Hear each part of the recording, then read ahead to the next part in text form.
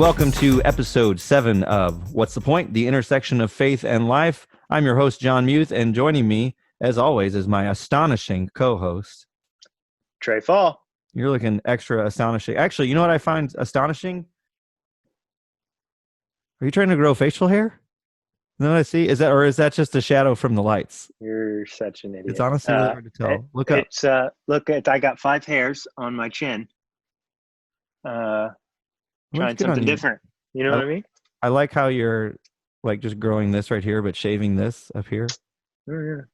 Actually, I didn't shave it. It just doesn't grow. What? Yeah, it grows right. It grows. If I let my neck grow out, I'd have a wicked neck beard. Dude. It grows from here to here. We convinced a guy in college to grow neck beard for like a month. The things people do in college. And we all thought it was really cool. Yeah. I'm not going out in public and I'm not on the schedule to preach for a while. So I thought, might as well give it a try and see what happens after a month. Look good, buddy. Thanks. Yep. I try my best. Yep. John? Yes. What's new with you? Trey? What's new with you? I ate at a restaurant over the weekend, like inside a restaurant recently. And did you get one of those masks that like opens up when it's time to take a bite? Have you seen those? No, I have not seen those. Yeah, you like hit a button and it opens up so you can put food in your mouth. That's not a real thing. You want to bet? No, I don't want to bet. I'm gonna have to Google it. It's worth a Google. I'm gonna ask Alexa if it's real. Show me a picture of it. But no, I went and ate inside a restaurant, and dude, it was weird. I mean, it was nice. It was weird. And I was talking to someone earlier today, actually, and he said that isn't it amazing how things that were so normal are suddenly just like weird, and we have to get used to them again. And I was thinking about this podcast, and we're going to be interviewing Courtney Klenk, who's pretty new to church, and she actually reached out to us because we've been interviewing people who have been following Jesus for a while, and Courtney said, I thought it it'd be cool to hear from someone who's new to church and kind of about her experience. So we'll get to hear from her in a little bit, but it just made me think of like, something that we get used to, like eating in a restaurant is suddenly strange again. Made me think, for church, we get used to church and we get used to going to groups and what that's like, and it gets comfortable. But for a lot of people, church feels like, going to a restaurant after you haven't been to a restaurant in 3 months because of coronavirus. It's just like awkward and strange, and you're wondering like, what are those people doing over there and what's that all about? So there's all these kind of like emotions and things that come with that experience. And so we're going to interview Courtney and just hear some of her story and her experience at CrossPointe over the last couple of years. So without any further ado, let's head to our interview with Courtney.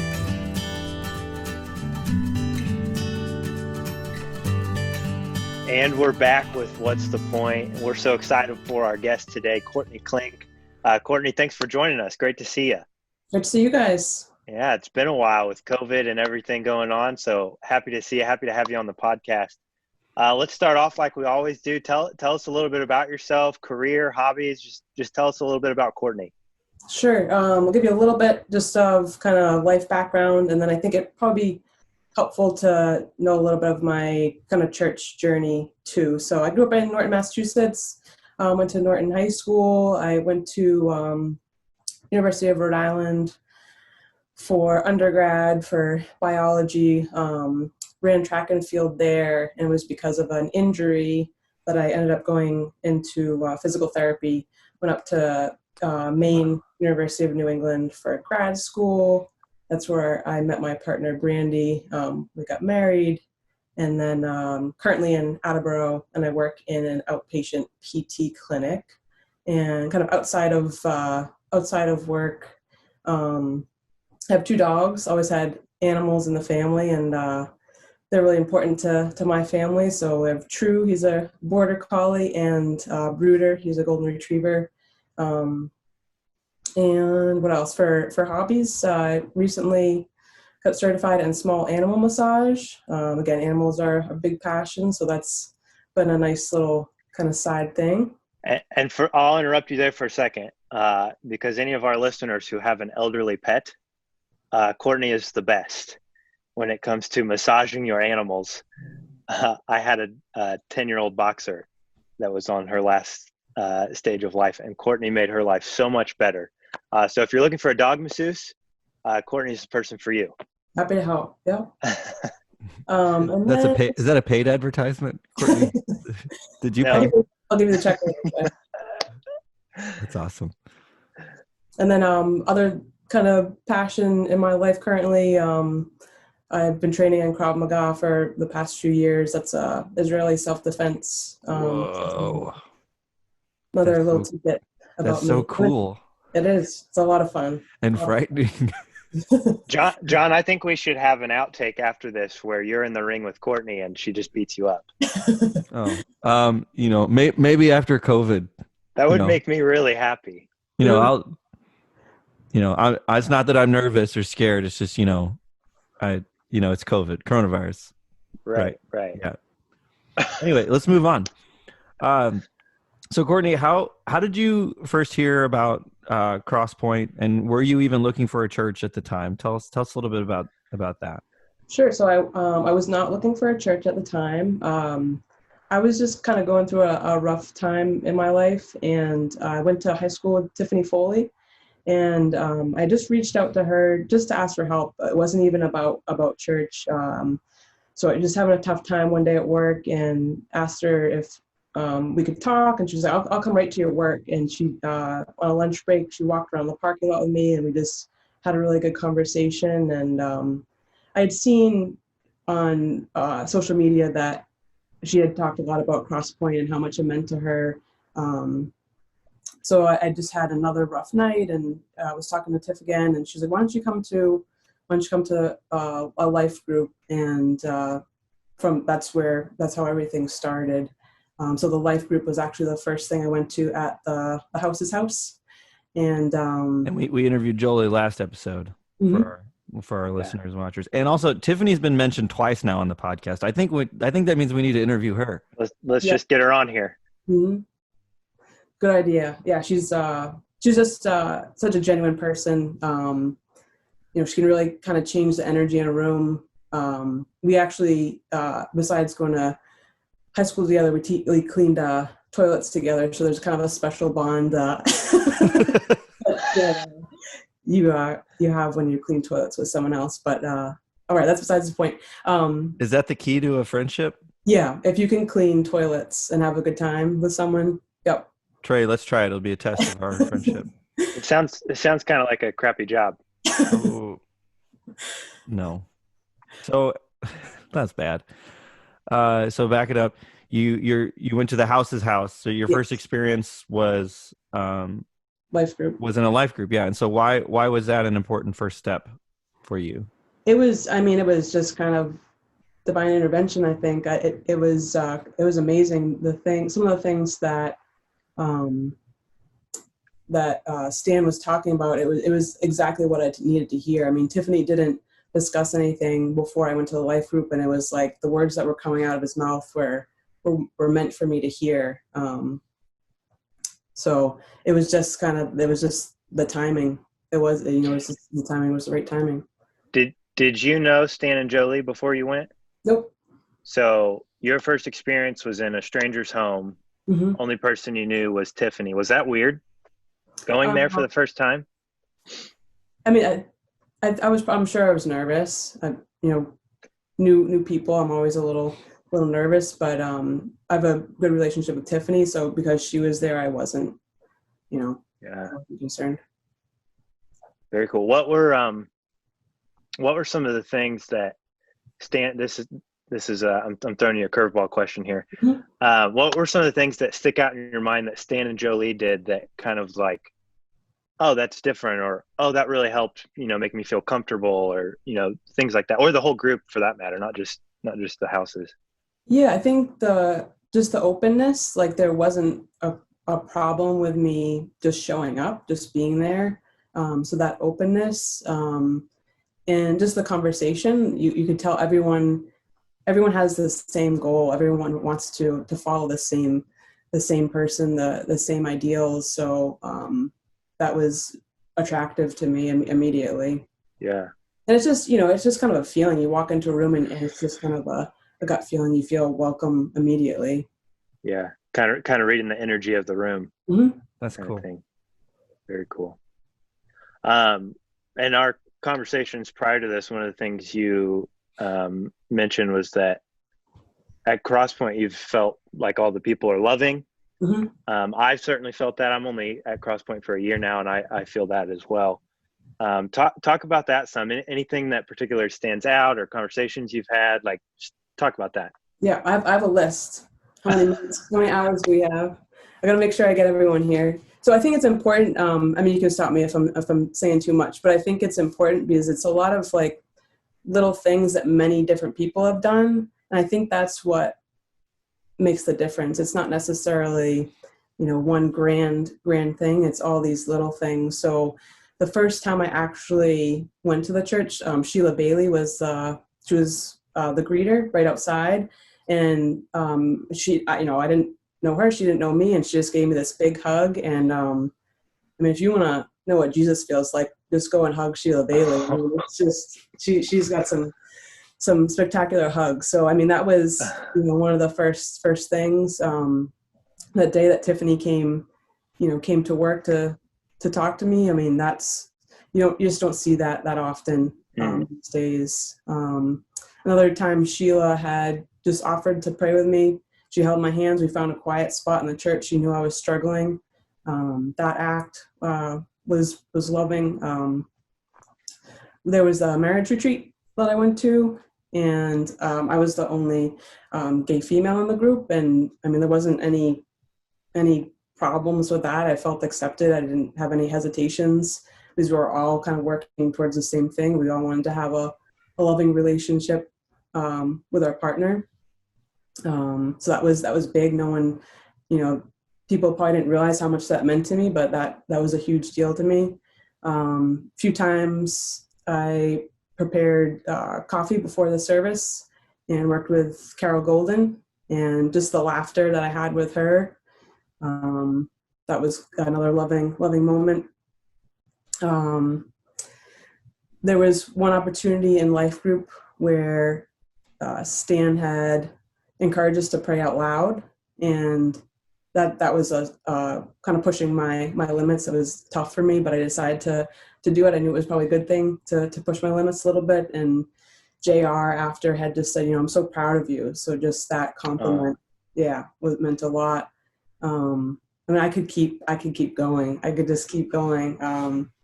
There's so many examples that, the simple hug, you see everyone start to tear up, and just because they're moved by the sermon, and, recognizing that, we're all kind of feeling the same thing, and a hug after the service. It's in the air. It's everywhere. I love that because for Trey and I, just being in ministry as like our job, there's certain things that, we're focused on the Sunday experience, but really if it was just that, like if we had the Sunday experience as good as it could be, and, his sermon and the music was perfect. But if it was devoid of those things that you just mentioned, it'd be empty, and people wouldn't be drawn to that. And so I love that those kind of things, it's really nice to have things that are just completely outside of my control, honestly, that's just what God does through people. And that's the change, the impact that he makes in people. So he causes them to do. He causes them to show love to other people. And that's just really encouraging to hear, and really cool. Really cool to hear. Courtney, were you surprised by any of that? Being new to church, and was that surprising to you? I think it was a little bit, just like the intensity, and just people being so open, that was a little bit of a surprise. I didn't mention at the intro. So growing up, I did go to church, and it was a positive experience. I went to Second Congregational Church in Attleboro. It was a church that my mom went to. My parents got married in. My sister got married in. So that was it was a positive experience, but just kind of like this overflow of love was surprising. Yeah. Were you intimidated to come to the building for the first time? Again, I knew Tiffany was going to be there. So she's been key. Like I knew I had someone that I already knew. So again, I'm sure I was nervous, but not enough to not walk through the doors. Yeah. Having that person there with you when you know you're not alone makes all the difference. It does. Yep. It does. Yeah, that's huge. Kudos to you, Tiffany, if you watch this. And yeah, I think, that's true. Like we have visitors show up, and I mean, churches all over have people that just show up, because, they're searching, they're looking for something, but the vast majority of visitors come because somebody invited them. And the reason that they are comfortable coming into the building or coming through the doors is because they know, like you with Tiffany, that person's going to be there, and I'm not alone here today. And that's so key. And I think important. It's easy to forget. It's easy to forget once you're so far removed from being that new person, that people really need that. They need that person to kind of be their tether, for, even if it's just for a short time. But an invitation can be really powerful. And you guys have talked about that a lot on this, just the importance of building relationships and also just being genuine. I mean, that's one of the reasons why Tiffany pulled me. Again, I mentioned it before, but she's just a really genuine person. So I think that's important when you're trying to minister to other people, is just be yourself. Yeah. Except for you, Trey. Really good. Don't be yourself. You don't want me to be myself? No one likes you. Thanks, John. Always so encouraging. Yep. Why don't you ask the next question, buddy? I'll ask the next question. You got it. So the point of what's the point is we want to talk about the intersection of faith and life. And part of that is, how can people be a friend? How can they have that consistent relationship with people, kind of like Tiffany did with you? So what's some of the advice that you would give? You're new to church. What would you give to people who have been in church for 20 years? I heard a stat recently that once somebody begins to believe in Jesus and follow Jesus, within 5 years, they're usually disconnected from their community that they were a part of before, which means they're not spending as much time with people far away from Jesus. They're spending more time with people closer.